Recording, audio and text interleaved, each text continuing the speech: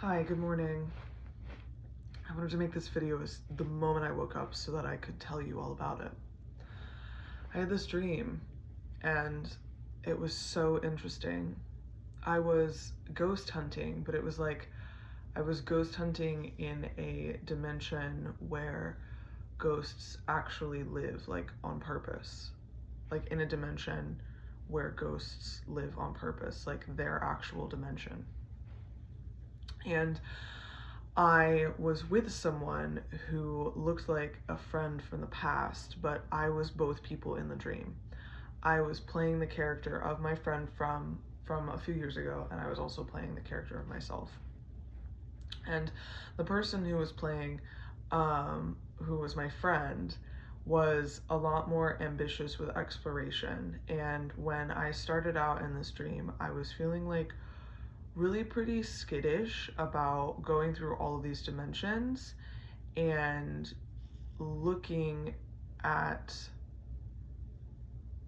the things, looking at the ghosts, looking at the spaces, looking at the homes that these ghosts had developed.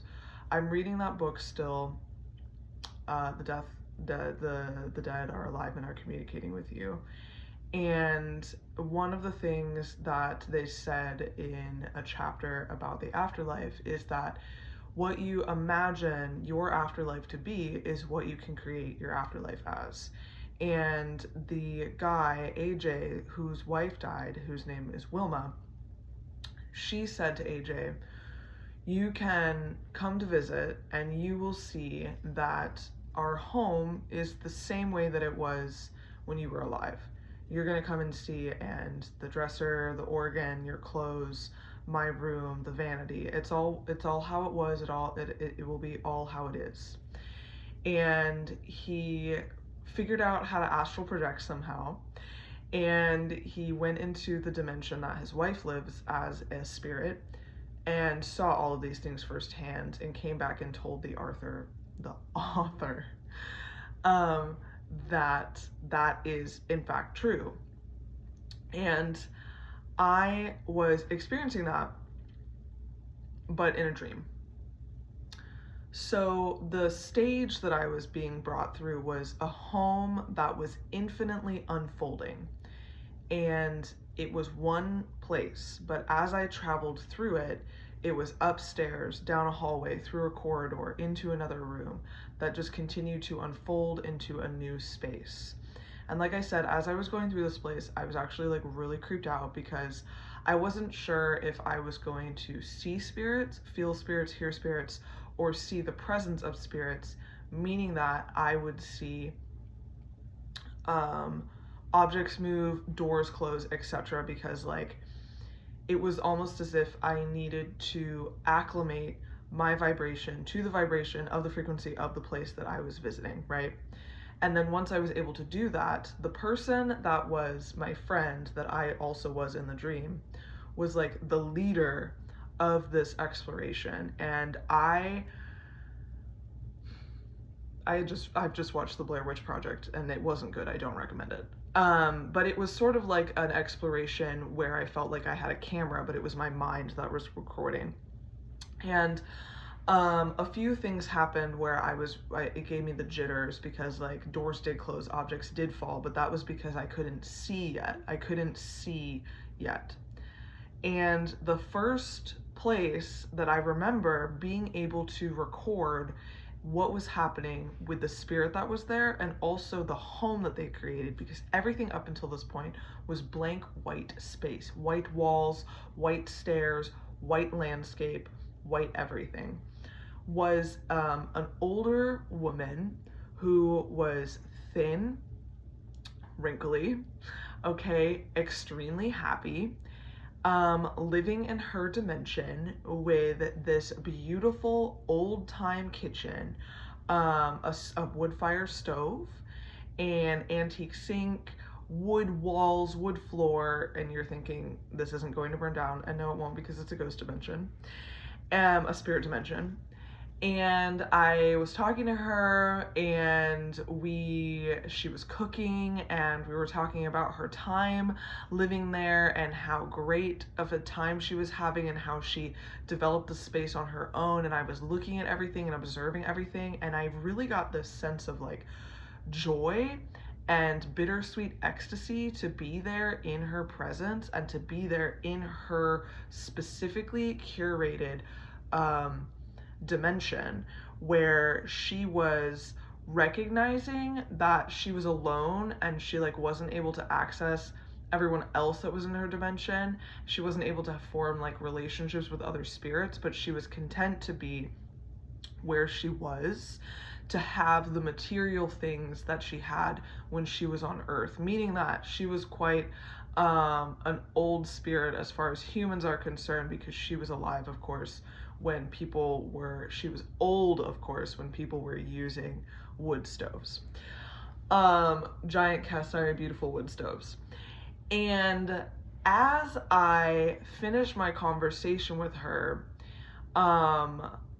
it became very apparent that I wanted to share this as a video. And I was like, okay, like, hey, is it all right if I share what I've seen in this dimension, my interpretation of what I've seen in this dimension, with the people of the internet? And everyone was like, yes, I want you to share what you've seen in this dimension on the internet. And I said, okay, I will. As I was talking about that, all of the spirits that I had passed by and that I couldn't see because I wasn't on their frequency, I was just experiencing the noise of them but not actually seeing them, they all gathered with me in the living room that I was in, and they were all very excited.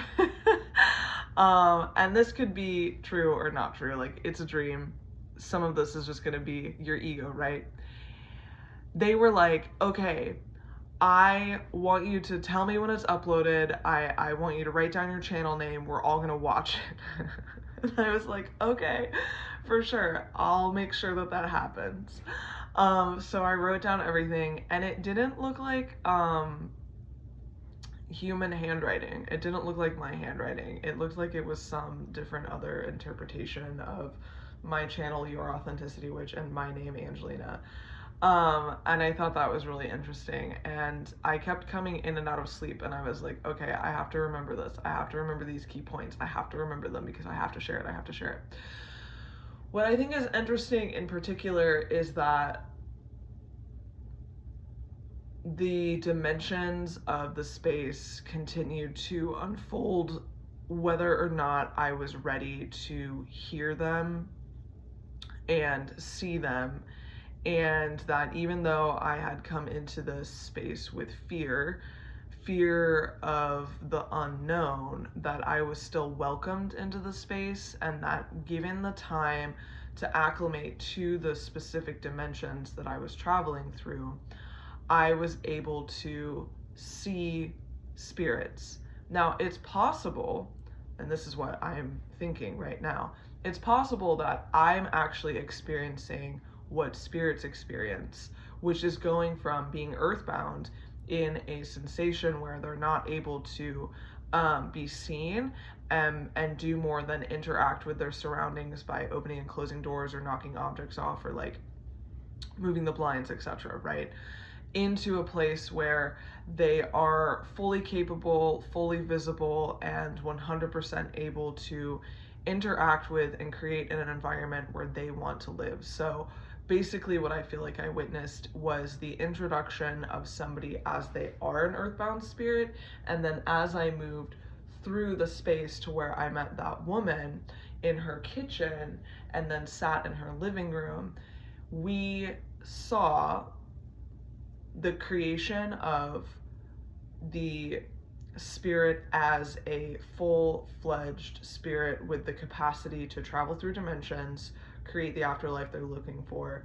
And I imagine that there's probably even more dimensions that I wasn't exposed to just in my dream because A, I was dreaming, and B, from what I have heard through this book in particular, and what makes sense to me genuinely, is that as you go through the education process as a spirit, you're able to move into higher and higher dimensions, and you're only able to have access to those dimensions once you have sort of graduated that education process. So I imagine that the woman that I met was not only a representation of as far as I'm allowed to go based on my education as a person and a spiritual being, like a being who is a spirit, and then based on her education as a spirit and a spiritual being. So that was really cool. I haven't had a dream that I can remember in a few weeks, and they've all just been really weird. And that one was so interesting and actually has me feeling like really jazzed. So thanks for staying and listening. Have a wonderful day. I'm gonna go to work. Okay, bye.